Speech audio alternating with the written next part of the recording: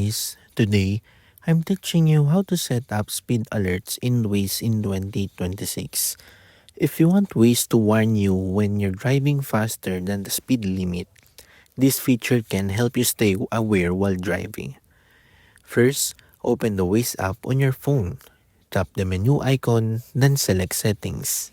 Next, open Speedometer under the Driving settings.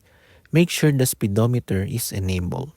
Then look for the option related to speed limit alerts or when to show a speed alert. Choose your preferred alert setting, such as receiving an alert when you reach the speed limit or when you exceed it.